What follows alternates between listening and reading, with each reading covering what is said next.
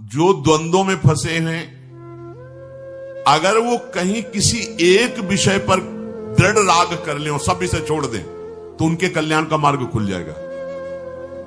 बड़ी सूक्ष्म बात है। किसी एक विषय पर हमारी दशा क्या है? प्रपंची स्वभाव है। अभी ये भोगा, अभी ये भोगा, ये भोगा, ये भोगा, बहुत फैलाव। किसी एक विषय पर, जैसे धनुर्दास जी की पूरी आसक्ति समट करके अपनी पत्नी के रूप में हो गई थी। कहीं आसक्ति नहीं, ना अपने से न पराये से। बड़ी ऊंचाई पर पहुंच गए इस आसक्ति को लेकर। ना अपने शरीर की शुद्धि है कि लोग क्या कहेंगे। अब सामान लेने अगर घर की कोई सेवा की बाजार में जाना है तो वो अकेले नहीं जा सकते थे, पत्नी के बिना नहीं जा सकते। और वो भी ऐसे नहीं कि साथ ऐसे चले, रूप देखे बिना नहीं रह सकते। तो धूप ना पड़े उनके रूप में ऐसे छाता लेकर के और बैग पीछे हटते जाते थे, उल्टा चलते, सामने पत्नी आ रही, लोग हंसी दिल्ली मजाक करते, कोई परवाह उनको नहीं। आसक्त चित्त, देखो सब जगह से हटकर एक जगह आसक्त हो गए। इस एक आसक्ति का चमत्कार हुआ कि ये सूचना आचार्य चरण तक पहुंची। उनके शिष्यजन कोई ठाकुर सेवा की सामग्री लेने आए थे कि प्रभु हमने तो आज ऐसे स्त्रीण पुरुष को देखा, स्त्री आसक्त पुरुष को, कि वो ऐसे ऐसे चल। ये तो बहुत काम की बात है। पूरा चित्त उसने समेट दिया है, बस उसका मोड़ कर देना है। पूरा समिटा हुआ चित्त है। नजदीक गए, उनका भाई तुम ऐसा क्यों? उनका देखा कि महात्मा, उनका मैं जी नहीं सकता इस रूप के। बोले अगर इससे भी सुंदर रूप हो तो?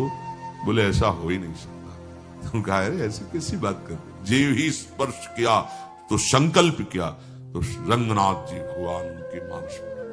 अब तो छाता गिर गया, क्योंकि रूपाशक्त थे। जीव ही भगवद रूप का प्रादुर्भाव आचार्य कृपा एक जगह। श्री बिल्व मंगल जी महाराज भोगाशक्त पुरुष, यौवन अवस्था का शरीर में जब आवेश हुआ तो चिंतामणि नाम की वैश्या, इतनी सुंदर नवयुवती और ऐसी गायिका, ऐसा नृत्य, ऐसा हाव भाव, ये देखकर तो लुट गए। उत्तम कुल में जन्म हुआ था, सब मर्यादा छोड़ दी, वहीं वैश्या के पास ही रहने लगे। उसी का नृत्य गायन सब घर से संपत्ति ले जाते, उसको देते। परिवार के जनों ने देखा कि इनकी तो बहुत दुर्गति का कारण हो गई ये आसक्ति, तो शायद अगर इनका ब्याह कर दिया जाए तो वृत्ति पलट जाए। तो सुशील धर्मव्रत धारण करने वाली एक कन्या से इनका ब्याह हुआ। वो पातिव्रत धर्म से युक्त थी। एक बार भी नहीं देखा ही नहीं उस अपनी पत्नी को, क्योंकि आसक्ति तो चिंतामणि से। माता पिता पधार गए, संपत्ति सब वैश्या को दे चुके थे। अब वहां तो संपत्ति की आवश्यकता ही होती है, बिना संपत्ति के व्यवहार कैसा, क्योंकि वहां प्रेम तो है नहीं। ये आसक्त है, लेकिन वो तो अर्थ में आसक्त है, सुविधाओं में।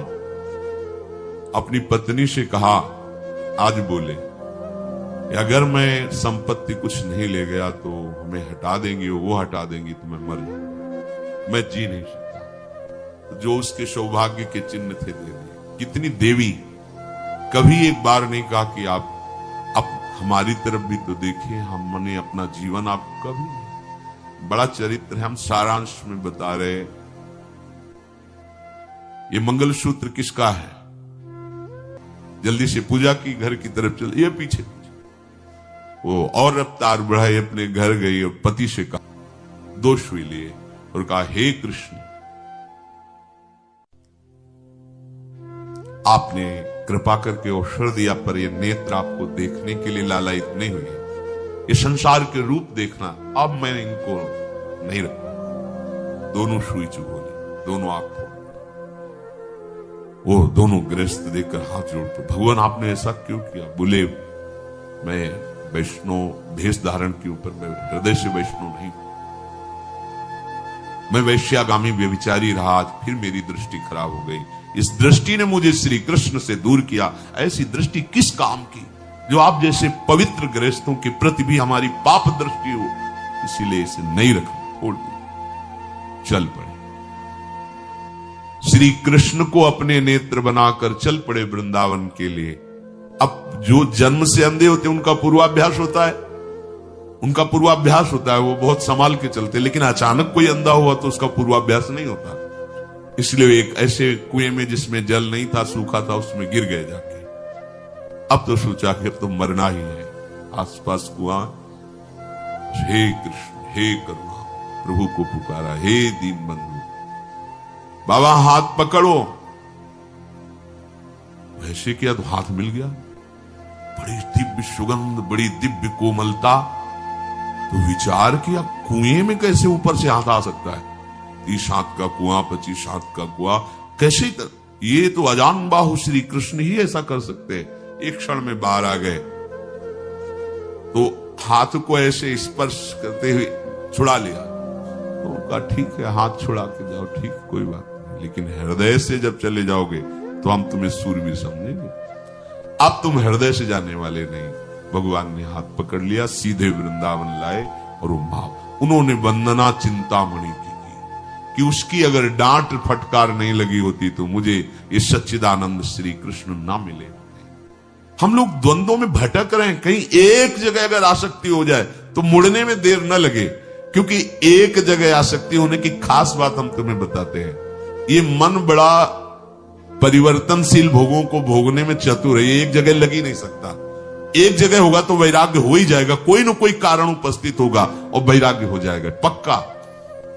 जो सदगृहस्थ अपनी पत्नी के सिवा कहीं दोष दृष्टि नहीं करते, गलत आचरण नहीं करते, निश्चित है चौथी अवस्था में उनको वैराग्य हो जाएगा। अगर वो व्यभिचार प्रवृत्ति से युक्त रहे तो नहीं होगा, नहीं तो धर्म का स्वभाव है राग रहित कर देना।